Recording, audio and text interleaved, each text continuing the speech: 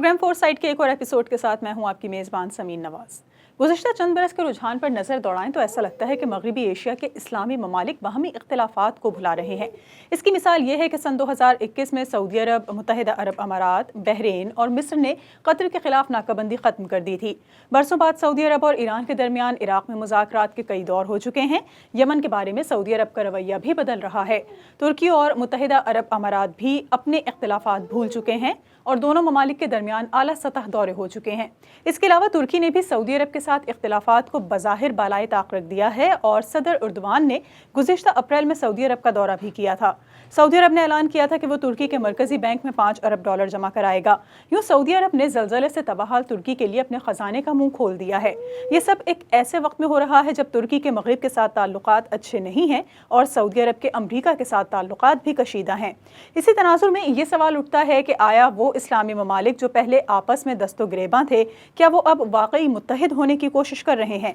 दूसरी जानिब ईरान और सऊदी अरब ने चीन की सालिसी के बाद 7 बरस से मुनक़ता सिफारती ताल्लुकात बहाल करने का फैसला किया है। ईरान की सुप्रीम नेशनल सिक्योरिटी काउंसिल के सेक्रेटरी अली शामखानी जबकि सऊदी अरब के कौमी सलामती के मुशीर मसाद बिन मोहम्मद अल एबान ने मुआहदे पर दस्तखत किए हैं। दोनों मुल्कों ने सिफारत खाने खोलने और इक़्तिसादी और तिजारती मुआहदे फ़ाल करने पर भी इत्तेफाक किया, जिसके बाद दुनिया के मुख्तलिफ मुल्कों की जानिब से इस पर रद्द अमल सामने आ रहा है। बाज़ ममालिक इस पेशरफ्त को खुश आइंद करार दे रहे हैं, जबकि बाज़ मुल्कों की जानिब से इस पर मिले जुले रद्द अमल का इजहार किया जा रहा है। दोनों मुल्कों के ताल्लुकात की बहाली से इलाकाई तनाज़ात और आलमी सियासत पर क्या असर पड़ेगा, इसी हवाले से अपने आज के इस प्रोग्राम में हम कुछ गुफ्तगू करेंगे, जिसके लिए हमें ईरान से ज्वाइन कर रहे हैं सीनियर तज्ज़ियाकार जनाब राशिद अब्बास नकवी साहब, जबकि पाकिस्तान के दारुल हुकूमत इस्लामाबाद से हमें ज्वाइन करेंगे प्रोफेसर जनाब ताहिर मलिक साहब। दोनों मेहमानों से गुफ्तगू का आगाज़ करेंगे, लेकिन एक ब्रेक के बाद।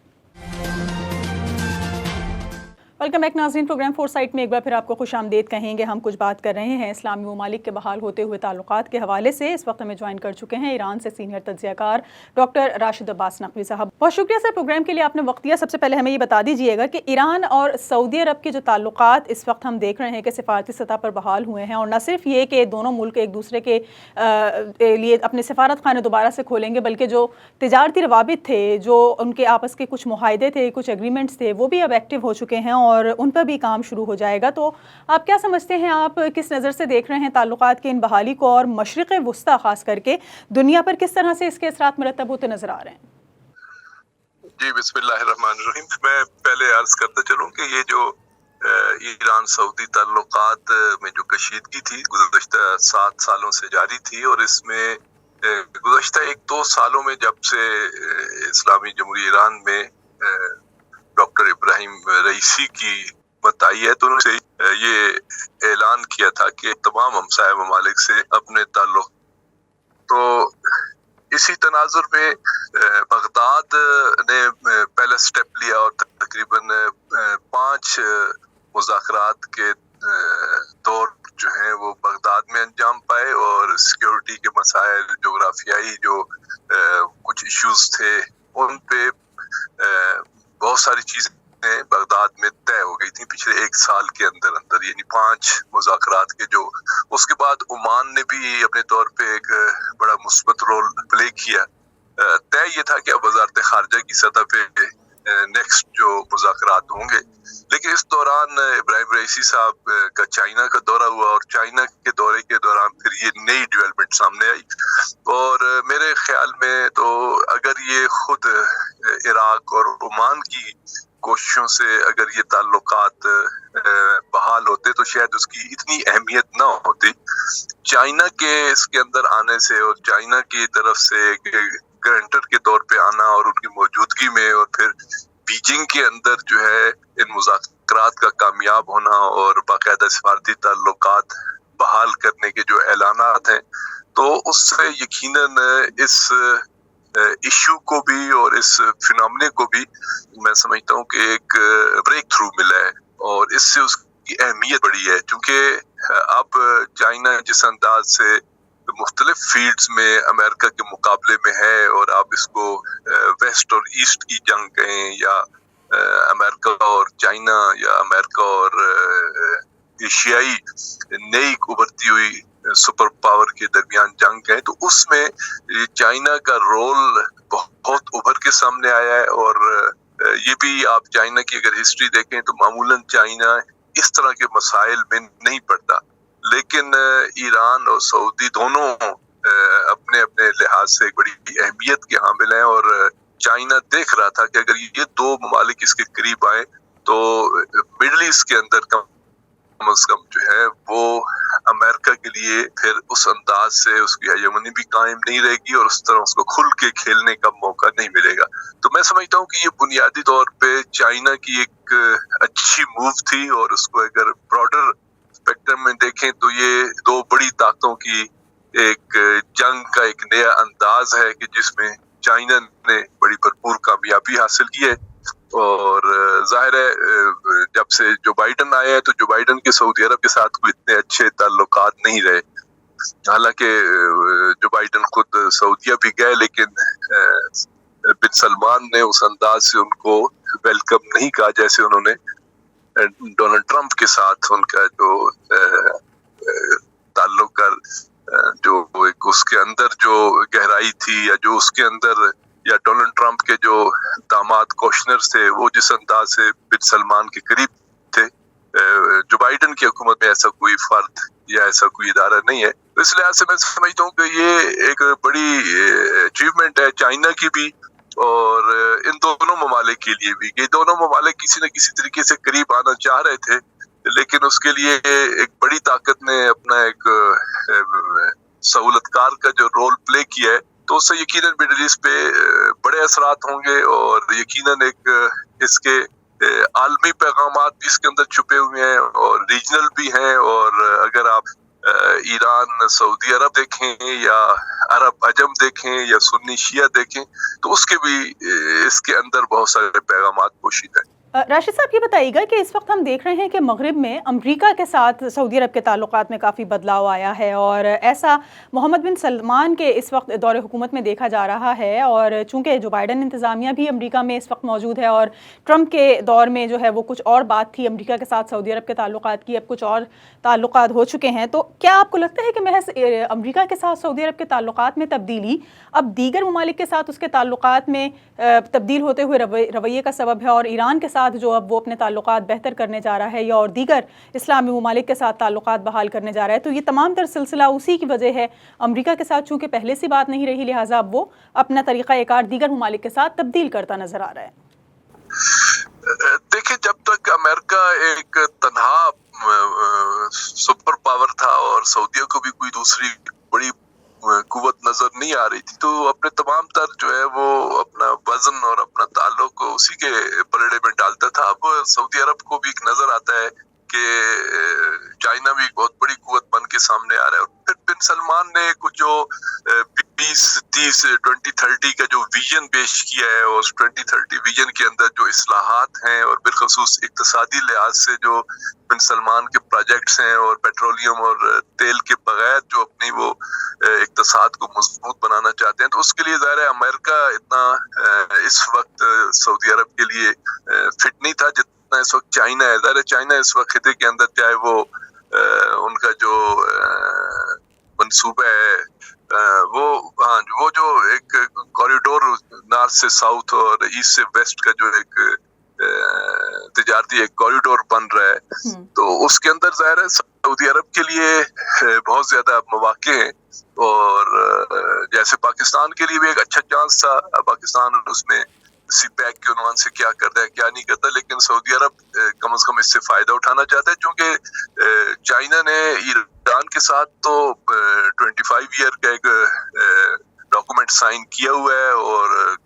ایک بہت بڑی ہیوج قسم کی انویسٹمنٹ جو ہے وہ متوقع ہے ایران اور چائنا کے درمیان، تو یہی چیز سعودی عرب بھی دیکھ رہا تھا۔ لیکن یہ بات ذہن میں رہے کہ بہرحال امریکہ کا سعودیہ کے اندر بڑا گہرا اثر و رسوخ ہے، اور وہ اتنے آسانی سے ختم ہونے والا نہیں ہے، اور بالخصوص اس تناظر میں اگر ہم دیکھیں کہ امریکہ اور یورپ کا ہمیشہ ایک موٹو رہا ہے کہ مڈل ایسٹ کے اندر اسرائیل کو مضبوط کیا جائے اور ریزسٹنس بلاک کو کمزور کیا جائے، تو اس میں اب دیکھنا یہ ہوگا کہ سعودی عرب جو ہے وہ درست ہے اسرائیل کے ساتھ بھی اپنے کچھ تعلقات بڑھا رہا تھا، اور اسی وجہ سے متحدہ عرب امارات ہو، بحرین ہو، مراکش ترکش ہو, اسی طرح سوڈان ہو, انہوں نے کچھ اسرائیل سے تعلقات اپنے جو سرکاری کہیں یا سفارتی تعلقات بحال کیے ہوئے تھے, ان کو باقاعدہ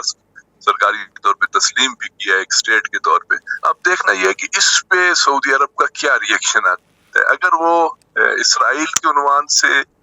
سخت موقف رکھتا ہے تو اس کا مطلب یہ ہے کہ اب وہ دوبارہ امریکہ کی طرف زیادہ نہیں دیکھنا چاہتا, یا کم از کم اس کو بیلنس کرنے کی کوشش کرے گا. لیکن اگر وہ اسرائیل سے قربتیں بڑھاتا ہے اور ریزسٹنس بلا کے مقابلے میں رہتا ہے تو پھر تھوڑی سی کنفیوژن رہے گی اس پورے معاملے میں. راشد صاحب, روس کے ساتھ بھی کافی معاہدے ہو رہے ہیں اس وقت ایران کے, اور چین جو کافی حمایت میں نظر آتا ہے, اور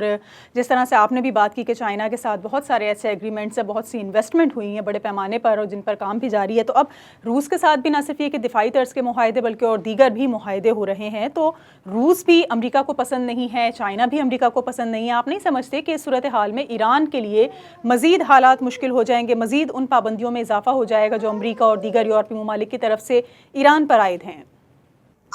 دیکھیں, امریکہ تو پابندیاں کب سے نہیں ہیں. یعنی آپ انقلاب کے فوراً بعد ہی تقریباً 1980 میں جب امریکن سفارت خانے پہ یہاں پہ انقلابیوں نے جو ہے وہ قبضہ کیا تھا, تو اس وقت سے لے کے سینکشنز تو مختلف انداز کی رہی ہیں اور اس میں اپس اینڈ ڈاؤن بھی رہے ہیں, اور اس میں ہمیشہ اب تو آخر والی جو چل رہی ہیں اس وقت, یہ تو پیرالائزڈ سینکشنز ان کے لیے اصطلاح استعمال ہوتی ہے کہ یہ تو مفلوج کرنے والی اس وقت چل رہی ہے. اس سے بڑھ کے کیا کرے گا امریکہ؟ یعنی اس نے اپنا پورا زور لگا لی ہے. اب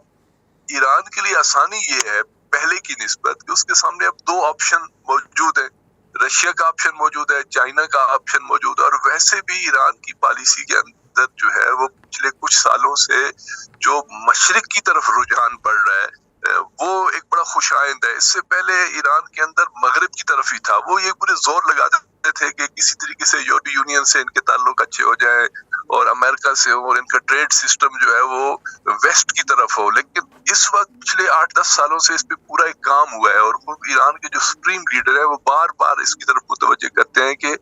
آپ ویسٹ کی طرف دیکھنا چھوڑیں, آپ ایسٹ کی طرف آئیں. اور یہی وجہ ہے کہ ڈاکٹر ابراہیم رئیسی کی جو فارن پالیسی تھی یا ان کی جو اقتصادی ڈپلومیسی ہے, اس میں انہوں نے خصوصی طور پہ ہمسایہ ممالک کو اپنی پہلی ترجیح میں رکھا ہوا ہے. تو اس تناظر میں اگر امریکہ فرض کریں سینکشن بڑھاتا بھی ہے تو اس کے مقابلے میں اب ایران کے لیے بہتر چانسز موجود ہیں. ان سینکشنز کا اتنا اثر نہیں ہوگا جیسے پہلے ہوتا تھا. راشد صاحب, یہ بتائیں, ترکی کے ساتھ بھی اب سعودی عرب کے تعلقات جو ہیں وہ بہتر ہو رہے ہیں, معاملات میں سدھاؤ آ رہا ہے, اور حالیہ جو ایک بڑی تباہی ہوئی ہے زلزلے کے سبب ترکی میں, اس کے لیے بھی سعودی عرب نے اپنے خزانے کے منہ کھول دیے ہیں ترکی کے لیے. تو آپ کیا سمجھتے ہیں کہ یہ جو اسلامی تمام تر ممالک ہیں, ان میں نیا اتحاد جو فروغ پا رہا ہے, یا جو خراب ہوتے ہوئے تعلقات تھے اب وہ معمول پر آ رہے ہیں, بہتری کی جانب جا رہے ہیں, تو کیا کوئی نیا ہم دیکھ سکتے ہیں کہ اس خطے میں یا ان ممالک کے درمیان کوئی نیا بلاک قائم ہونے جا رہا ہے, یا کیا وجہ ہے, کیوں یہ تمام تر ممالک آپس کے اختلافات بھلا کر ایک مرتبہ پھر دوستی کی جانب بڑھ رہے ہیں؟ دیکھیے کہ اسلامی ممالک سعودیہ ہو, ٹرکی ہو, ان کے اندر ایک پالیسی شفٹ تو آ رہا ہے, اور وہ بھی اس چیز کو درک کر چکے ہیں کہ ویسٹ پہ بھروسہ کر کے خطے کے اندر یا عالمی سطح پہ کوئی بڑا رول پلے نہیں کیا جا سکتا. ٹرکی خود اپنے طور پہ ایک خلافت عثمانیہ کے خواب دیکھتے ہیں, رجب طیب اردوغان جیسے ان کے ماضی میں ایک تھا کہ وہ پوری اسلامک دنیا کو لیڈ کر سکیں. اسی طرح سعودی عرب کے اندر یہی خواہش موجود ہے کہ عالم اسلام جو ہے وہ ان کے زیر نظر رہے. تو اس کے لیے پھر انہیں دونوں کو اپنے کچھ جو ویسٹ کی طرف ان کا رجحان ہے اس کو کم کرنا ہوگا تاکہ امت مسلمہ ان کے بارے میں کوئی ایک اچھی رائے پیدا کرنے میں کامیاب ہو جائے. اگر وہ امریکہ سے تعلق رکھتے ہیں, یورپ کی طرف ان کا رجحان رہتا ہے, تو پھر ایک جگہ خالی بنتی ہے کہ امت مسلمہ کس کی طرف دیکھے. راشد صاحب, ایران کا جو جوہری معاہدہ ہے امریکہ کے ساتھ, اس کے حوالے سے کافی عرصے سے جو مذاکرات چل رہے ہیں, ویانا کنونشن کے دوران بھی کافی بات چیت ہوئی, بہت سی امید افزا بھی ہم یہ دیکھ رہے ہیں کہ خیالات سامنے آ سکے, لیکن ایک طویل عرصے سے وہ بھی سرد مہری کا شکار ہیں, کوئی نئی اس میں ڈیولپمنٹ نہیں ہو سکی ہے. اب جو کچھ ایران نے دیگر ممالک کے ساتھ تعلقات بحال کیے ہیں, کیا اس کے بعد لگتا ہے کہ امریکہ اس میں کوئی پیش رفت کر سکے گا؟ ایران کا جو جوہری معاہدے کا معاملہ ہے اس میں کوئی نئی ڈیولپمنٹ نظر آتی ہے آپ کو؟ دیکھیں فارن پالیسی میں تو ہر ملک اپنے مفاد اور اپنے انٹرسٹ کے لیے کرتا ہے، اس کو کسی دوسرے ملک کا مفاد عزیز نہیں ہوتا۔ اس تناظر میں اگر دیکھیں تو چاہے وہ امریکہ ہو چاہے یورپ ہو چاہے ایران ہو چاہے امریکہ کا جو ماضی کا اگر ایک ٹریک ریکارڈ دیکھیں تو اس میں وہ جب بھی معاہدہ کہیں قریب پہنچتا ہے تو وہ ایران کے اندر جو ہے وہ عدم استحکام پیدا کرتے ہیں، سیاسی افراتفری پیدا کرتے ہیں اور پھر اس کو بہانہ بنا کے مذاکرات کی جو ٹیبل ہے اس کو چھوڑ دیتے ہیں۔ تو یہ پچھلے 3-4 مہینوں میں انہوں نے چونکہ ایران کے اندر اس انداز سے ایک سلسلہ شروع کیا کہ ایک افراتفری اور ایک ایسا ماحول تھا کہ جس سے دنیا کو یہ تاثر دینے کی کوشش کی گئی کہ یہ نظام بہت کمزور ہے اور جلد جو ہے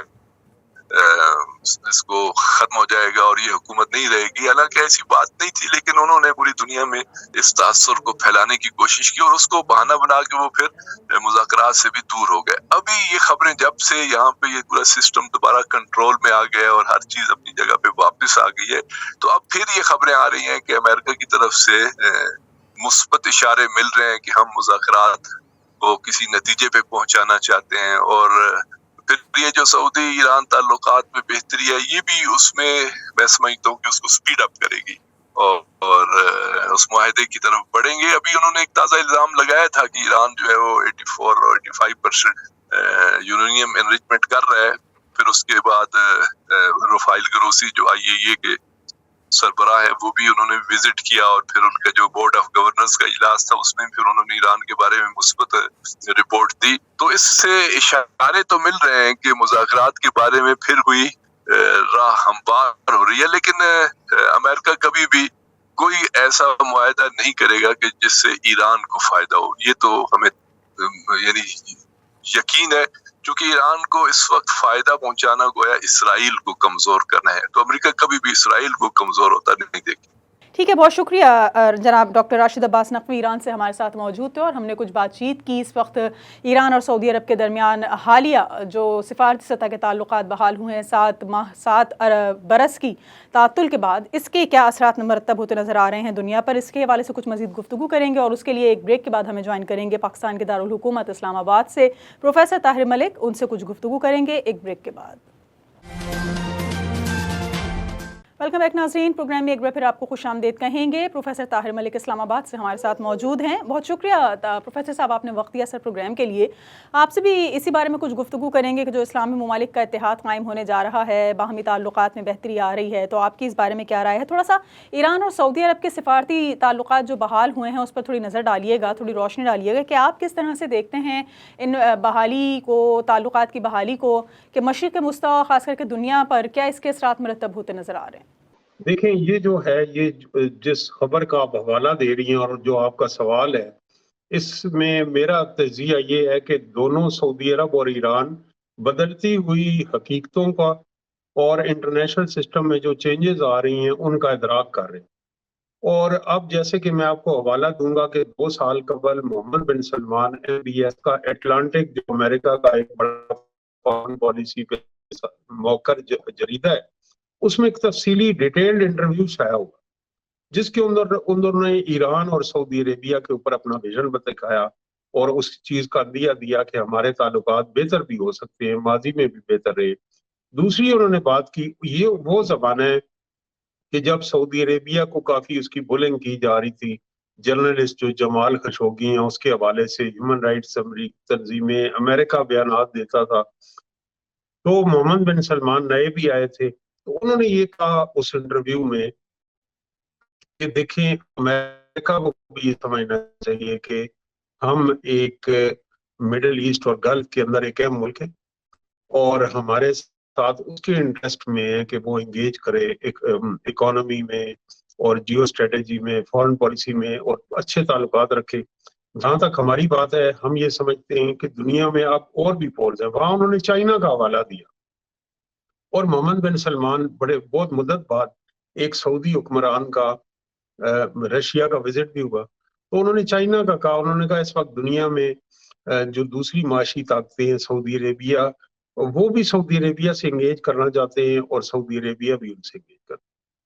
اب یہ اس کے بعد ان کے اسی تناظر میں MBS کی ریفارمز آئیں. محمد بن سلمان کی ریفارمز ہیں کیا؟ وہ یہ سمجھتے ہیں کہ اس وقت گلف کنٹریز کو ڈائیورسیفائی کرنا چاہیے. سعودی عربیہ کی اکانومی کووڈ میں ویسے ہی ریلیجس ٹورزم ختم ہو گیا، اور جو پیٹرولیم کو لے کے آئل سیکٹر پہ صرف ہے، اس کو ہمیں ڈائیورسیفائی کرنا ہوگا. ڈائیورسیفائی کرنے کے لیے، ٹریڈ اور انویسٹمنٹ کے لیے ہمیں خطے میں بھی صورتحال جو تبدیل ہو رہی ہے اس کا ادراک کرنا ہوگا.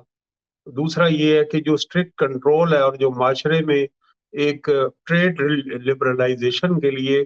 جو شہری آزادیاں اور وہ جو ایک شرعی ان کی پولیس تھی جس کو شرطہ کہتے ہیں، مورل پولیسنگ کرتی تھی، اس کو انہوں نے تقریباً غیر فعال کیا، بہت ساری جگہ ختم کیا. نئے شہر آباد کرنے کی کوشش کا ان کا پلان ہے، نیون سٹی. اور جو وہاں خواتین کو ڈرائیونگ لائسنس کی اجازت ملی، اور ابھی آپ نے دیکھا ہے کہ جس طرح ایک جو فٹ بال سٹار ہیں وہاں گئے ہیں اور ان کی گرل فرینڈ کو بھی وہاں جانے کی اجازت ملی. اور اسی طرح جو کافی شاپس ہیں، پہلے جو وہاں سعودی عربیہ میں ریسٹورنٹ تھے اس میں فیملیز کا علیحدہ پورشن ہوتا تھا، خواتین کا، مردوں کا علیحدہ. اور کافی شاپ، تو کافی چیزیں انہوں نے لبرلائز کی. ان کو یہ احساس ہے، ادراک ہے کہ سعودی اکانومی کو ہمیں ڈائیورسیفائی کرنا ہے، اور ڈائیورسیفائی کے لیے ہمیں خطے میں بھی جو ایک روایتی اپروچ رہی ہے ہماری کہ ہم آپس میں تقسیم رہے. اچھا طاہر صاحب، جس طرح آپ نے کہا کہ اکنامیکل کنڈیشنز کچھ اس طرح کی ہو چکی ہیں پوری دنیا میں کہ ہر ملک اپنے فائدے کی بات کر رہا ہے، اور سعودی عرب کے حوالے سے بھی آپ نے کچھ ایسی ہی آراء کا اظہار کیا، تو کیا آپ کو لگتا ہے کہ امریکہ جیسے سپر پاور، ایک بہت بڑے، بہت اسٹرانگ اکانومی والے ملک کو چھوڑ کر سعودی عرب اگر ایران کے ساتھ اپنے تعلقات بحال کر رہا ہے تو اس میں بھی کوئی اکنامک ڈائیورسٹی والی بات ہے، یا پھر اس کے کچھ اور عوامل ہو سکتے ہیں؟ جی، دونوں ملکوں کا ہوگا. اور اس ایران کی بھی بہت زیادہ ضرورت ہے کہ ایران 1979 میں جب سے انقلاب ایران آیا، سینکشنز کا شکار 40 سال سے زیادہ ہو گئے کہ وہ سینکشنز کا شکار ہے. تو ایران کو بھی چاہیے کہ وہ معاشی پالیسیاں، اور پھر ایران US نیوکلیر ڈیل جو کامیاب نہیں ہو سکی، وہ بھی ایک فریکشن پوائنٹ تھا گلف کنٹریز اور ایران کے درمیان. تو جو ڈیموکریٹس آئے ہیں لیکن وہ اس ڈیل کو ریوائیو کرنے میں زیادہ دلچسپی نہیں رکھتے.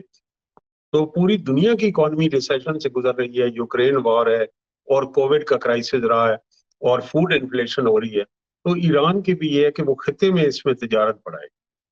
اور اس کی معیشت کو بہت فائدہ ہوگا. تو یہ جو ہے، یہ ایران کے بھی انٹرسٹ میں ہے کہ وہ چیزیں تبدیل ہوں. اور دوسرا جو ایک میں سمجھتا ہوں کہ ایران اور سعودی عربیہ کے درمیان ہے کہ وہ جو ایک اسٹرکٹ وہابزم تھا، اس کو بھی محمد بن سلمان نے تسلیم کیا کہ وہ ماضی کی غلطی تھی. متعدد انٹرویو اور ہم استعمال ہوئے، اور اس میں CIA کا بھی رول تھا، یا انہوں نے بڑا کھل کے بھی کہا. تو ان دونوں چیزوں سے پھر ایران میں جو موومنٹ چلی ہے، ایران میں جو ملا کے خلاف موومنٹ چلی ہے اور پردے کو لے کے، تو اس دونوں کو افغانستان اور سعودی عربیہ نے ایران کے اندرونی حالات میں مداخلت نہیں کی اور ایرانی رجیم کو سپورٹ کیا. اگر یہ چاہتے سعودی عربیہ تو وہاں جو ایرانی سوسائٹی میں ڈیسنٹ ہے اور جو لوگ وہاں پہ غیر مطمئن ہیں، ان کو ہوا